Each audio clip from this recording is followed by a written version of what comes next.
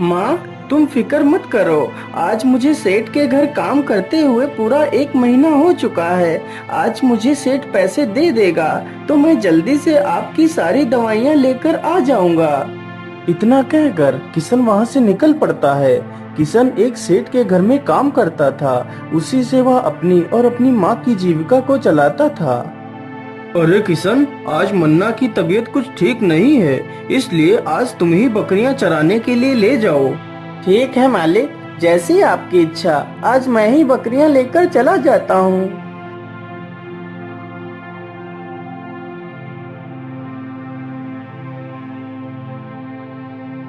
किशन सारी बकरियों को लेकर जंगल की तरफ निकल पड़ता है।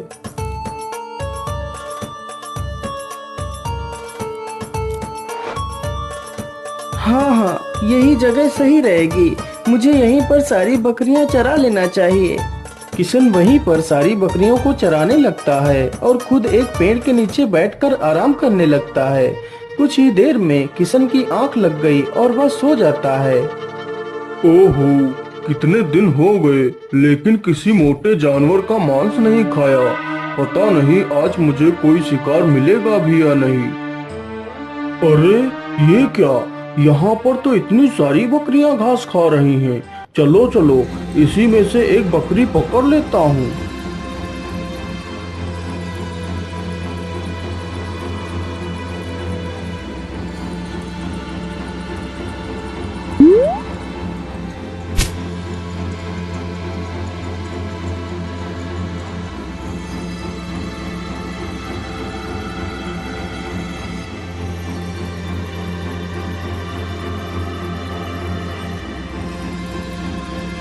अरे ये क्या, इतना समय हो गया और मैं सोता ही रहा। हे भगवान, मेरी सारी बकरियां कहाँ चली गईं? आखिर सारी बकरियां यहाँ से कहाँ जा सकती हैं? चलो चलो, उस ओर चलता हूँ। जरूर मेरी सारी बकरियां उधर कोई गई होंगी। अरे वो रही बकरियां। चलो चलो, जल्दी से बकरियों के पास चलता हूँ। 1 2 3 4 5। अरे ये क्या, बकरियां तो सिर्फ 5 ही हैं, जबकि मैं तो बकरियां 6 लेकर आया था। एक बकरी कहाँ गई? मुझे लगता है वह बकरी भी यहीं आसपास ही होनी चाहिए। चलो चलो, जल्दी से उस बकरी को ढूंढता हूँ।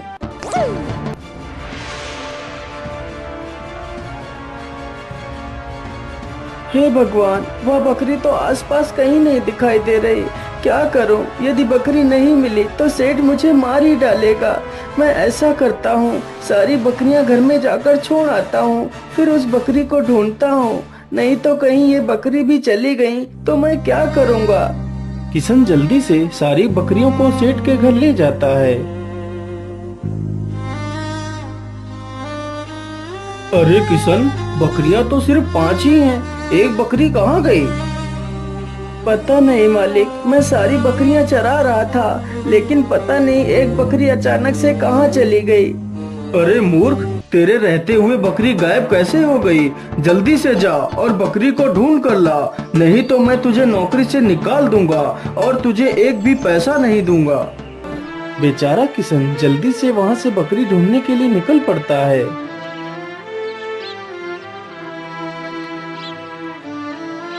हे ऊपर वाले, मैंने बकरी को तो सब जगह ढूंढ लिया, लेकिन बकरी तो कहीं नहीं मिल रही।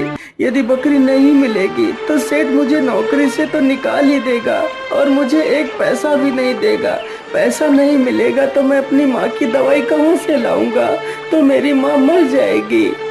ये सारी बातें सोचकर किशन निराश होकर एक पेड़ के नीचे बैठकर रोने लगता है। उसी पेड़ पर एक गिद्ध रहता था। अरे ये कौन है जो पेड़ के नीचे बैठकर रो रहा है? चलो चलो, इससे रोने का कारण पूछता हूँ।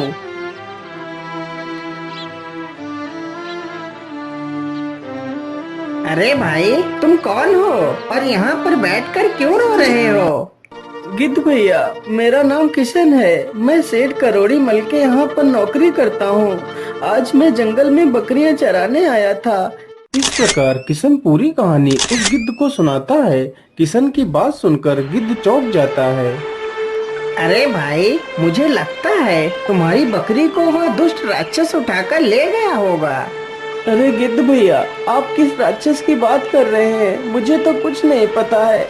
अरे भाई, यहीं पास की गुफा में ही एक राक्षस रहता है। वह बहुत ही दुष्ट है। उसकी वजह से जंगल के सारे जानवर धीरे धीरे जंगल छोड़कर भाग गए हैं। वह बहुत सारे जानवरों को खा गया है। लेकिन गिद्ध भैया, अब मैं क्या करूं? अपनी बकरी को वापस कैसे लाऊं? इसके लिए तो तुम्हें खुद उस राक्षस के पास जाना होगा। यदि वह राक्षस तुम्हें बकरी लौटा देता है तो बात बन सकती है, लेकिन ऐसा संभव नहीं है। नहीं नहीं गिद्धराज, कृपा कर मुझे उसकी गुफा के पास ले चलो। ठीक है भाई, यदि तुम्हारी यही इच्छा है तो चलो मेरे साथ।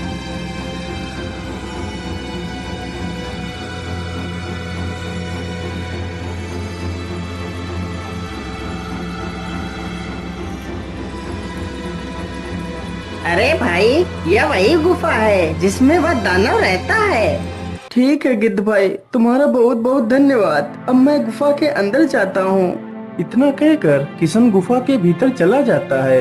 यह सब देखकर गिद्ध हैरान था। आखिर उसके साथ क्या होने वाला है?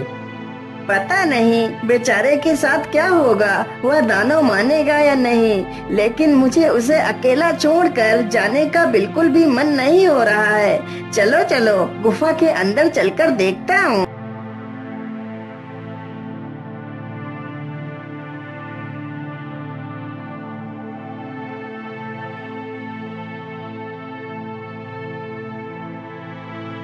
हे राक्षस देव, तुम मेरी बकरी को वापस कर दो। इसके बदले तुम मुझे खा लो। यदि तुम इस बकरी को खा लोगे तो मेरा सेठ मुझे पैसे नहीं देगा, और यदि पैसे नहीं मिले तो मैं अपनी बीमार माँ का इलाज नहीं कर पाऊंगा और मेरी माँ मर जाएगी। अच्छा अच्छा, ठीक है, मैं तुम्हें यह बकरी दे सकता हूँ, लेकिन इसके बदले मैं तुम्हारा मांस खाऊंगा। ठीक है राक्षस देवता, मैं तुम्हारी शर्त से मंजूर हूँ। लेकिन राक्षस देवता, आप मुझे अभी मत खाइए। मैं पहले इस बकरी को सेठ के पास पहुँचा दूँ और उससे पैसे लेकर अपनी माँ को दे दूँ। फिर मैं तुम्हारा आहार बनने के लिए चला आऊँगा। लेकिन मैं तुम्हारी बात का यकीन क्यों करूँ? यदि तुम वापस नहीं आए तो? नहीं नहीं राक्षस देव, मैं तुम्हारे पास जरूर आऊँगा। मैं तुम्हें वचन देता हूँ। अच्छा अच्छा, ठीक है, मैं तुम्हारी बात पर विश्वास कर तुम्हें बकरी दे रहा हूँ। तुम इसे ले जा सकते हो। किशन तुरंत ही उस बकरी को लेकर वहाँ से चला जाता है। ये लीजिए सेठ जी, आपकी बकरी। अब आप मुझे मेरे मेहनत के पैसे दे दीजिए। सेठ तुरंत ही उसे उसकी मेहनत के पैसे दे देता है। किशन पैसे लेकर तुरंत बाजार जाता है और अपनी माँ के लिए दवाई खरीद कर अपने घर चला जाता है। ये लीजिए माँ, मैं आपके लिए दवाई ले आया हूँ। इसे खा लीजिए, आप जल्दी ठीक हो जाएंगी। और ये लीजिए मेरी मेहनत के पैसे, इन पैसों को रख लीजिए माँ। लेकिन बेटा, तुम ये पैसे मुझे क्यों दे रहे हो? माँ, आज मैं शहर जा रहा हूँ। मुझे वहाँ बहुत बड़ा काम मिल गया है। अब मैं भी बहुत सारे पैसे कमाऊंगा माँ। नहीं नहीं बेटा, मुझे ढेर सारे पैसे नहीं चाहिए। तेरे सिवा मेरा इस दुनिया में है ही कौन? तू मेरी आंखों के सामने रहेगा तो तुझे देख तो पाऊंगी। अरे माँ, बस कुछ दिनों की तो बात है। मैं जल्दी ही वापस आ जाऊंगा। अच्छा माँ, अब मैं चलता हूँ। इतना कहकर किशन जंगल की तरफ निकल पड़ता है।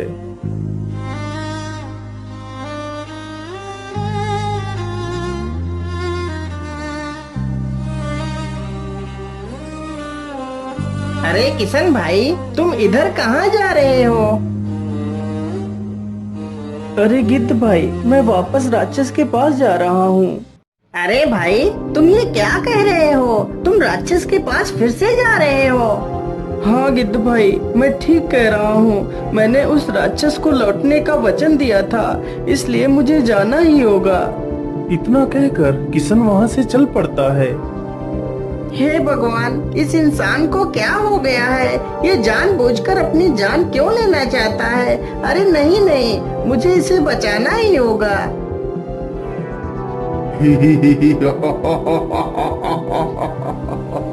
अरे वाह, तुम तो अपने वचन के पक्के निकले। मुझे तो लगा था कि तुम वापस नहीं आओगे, लेकिन तुम तो आ गए।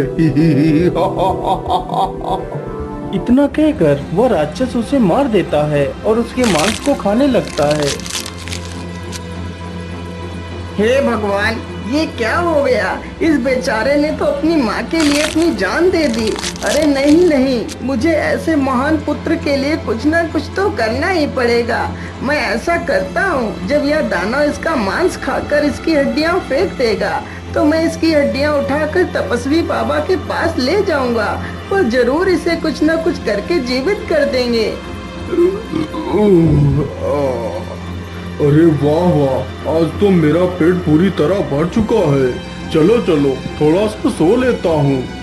इतना कहकर राक्षस सो जाता है। गिद्ध तुरंत ही मौका देखकर उसकी सारी हड्डियां कपड़े में रख कर वहाँ से उड़ जाता है।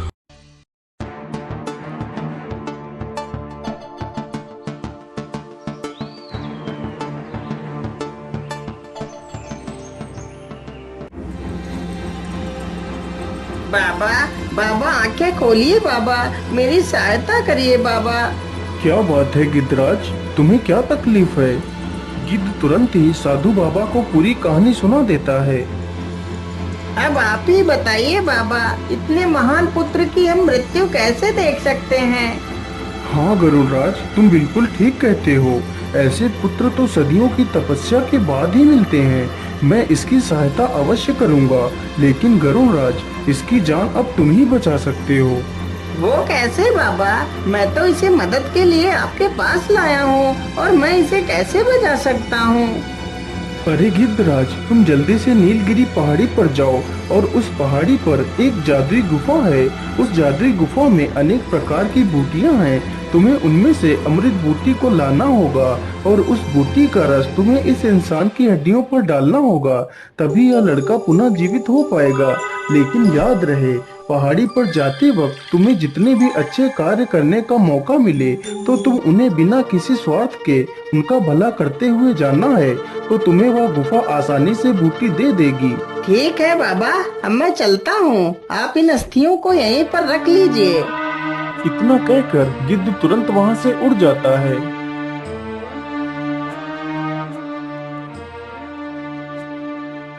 हाय हाय, मैं तो लुट गया।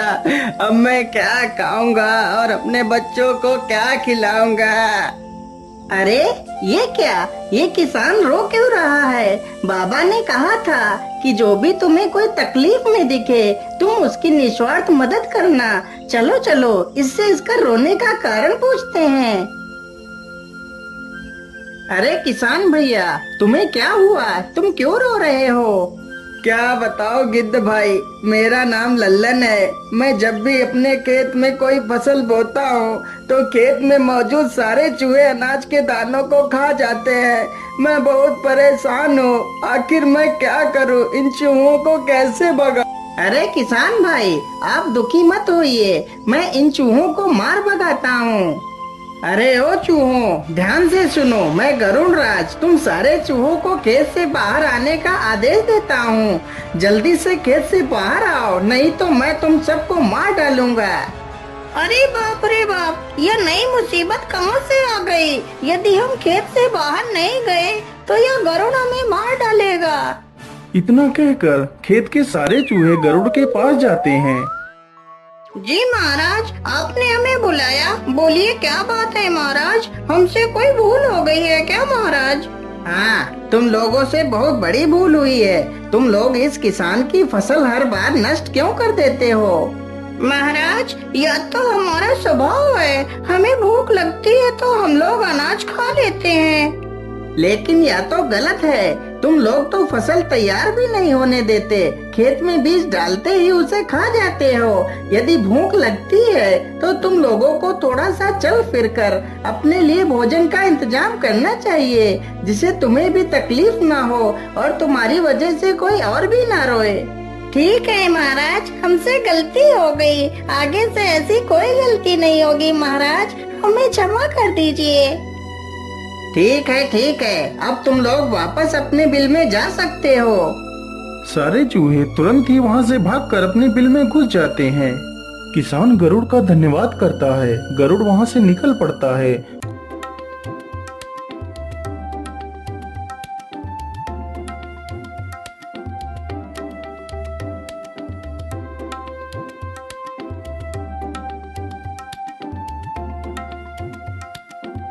मुझे लगता है यह वही जादुई गुफा है जिसमें अमृत बूटी है। हे जादुई गुफा, मैं आपको प्रणाम करता हूँ। हे जादुई गुफा, मेरी सहायता करो। तुम कौन हो पुत्र, और तुम्हें क्या सहायता चाहिए? हे गुफा, मैं यहाँ पर अमृत बूटी लेने आया हूँ। फिर गरुड़ राज अपनी पूरी कहानी उस जादुई गुफा को सुनाता है। हे गुफा, अब तुम ही उस मासूम की जान बचा सकती हो। अरे वाह, तुम तो कितने नेक दिल हो। तुम तो बिना किसी स्वार्थ के उस महान इंसान की मदद करना चाहते हो। मैं तुमसे बहुत प्रसन्न हूँ। तुम यहाँ से बूटी ले जा सकते हो। लेकिन माता, मुझे यह नहीं पता है कि आखिर अमृत बूटी कौन सी है। अब आप ही बताइए माता, मैं कौन सी बूटी लेकर जाऊँ? बेटा, जिस बूटी से पीले रंग का प्रकाश निकल रहा हो वही अमृत बूटी है। इतना सुनते ही गरुड़ राज गुफा में घुस जाता है।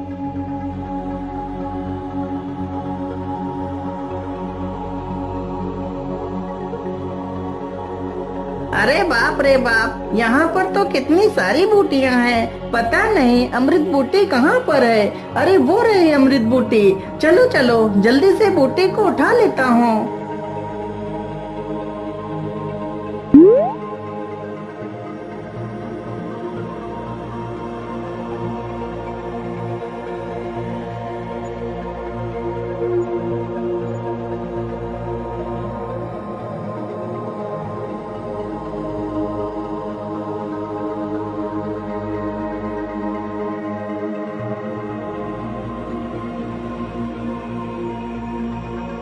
ये लीजिए बाबा, मैं अमृत बूटी ले आया हूँ। साधु तुरंत ही उस बूटी को पीसता है और उस बूटी का रस किशन की हड्डियों पर डालता है।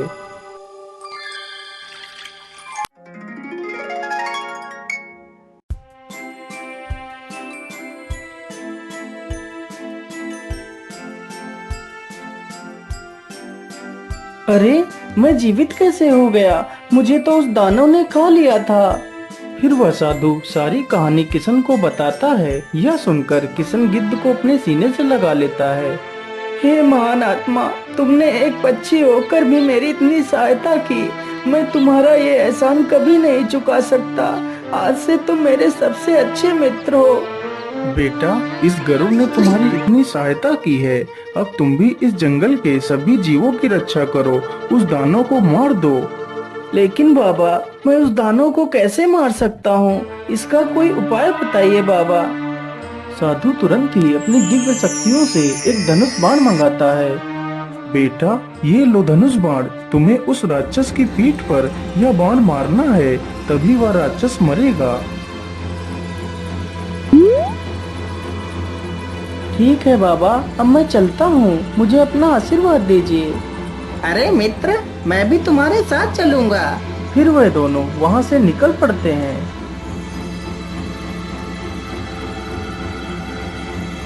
मित्र, पहले मैं जाता हूँ गुफा के अंदर। जब वह राक्षस मुझे खाने के लिए मेरे ऊपर हमला करेगा, तभी तुम मौका देखकर उसकी पीठ में यह बाण मार देना। इस प्रकार वह दानव मौत की नींद सो जाएगा। ठीक है मित्र, जरा ध्यान से जाना। तुम अपना ख्याल भी रखना। गिद्ध तुरंत ही गुफा में घुस जाता है। पीछे से किशन भी गुफा में घुस जाता है।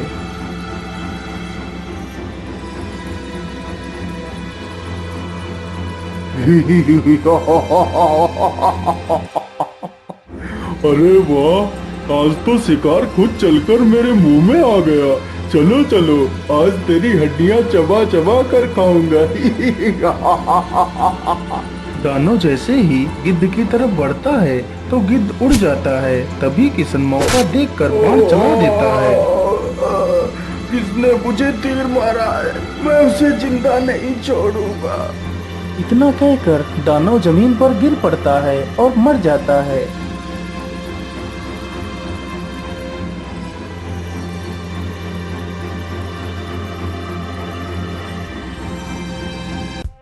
पुत्र, तुम तो बहुत वीर हो। तुमने इस जंगल को नष्ट होने से बचा लिया।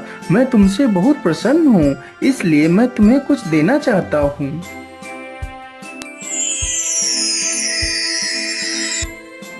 ये लीजिए बेटा, यह पोटली तुम घर जाकर खोलना।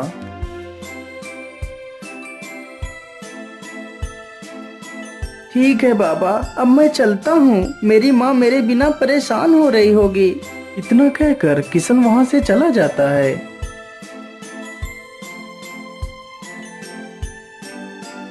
माँ, ओ माँ, देखो मैं आ गया।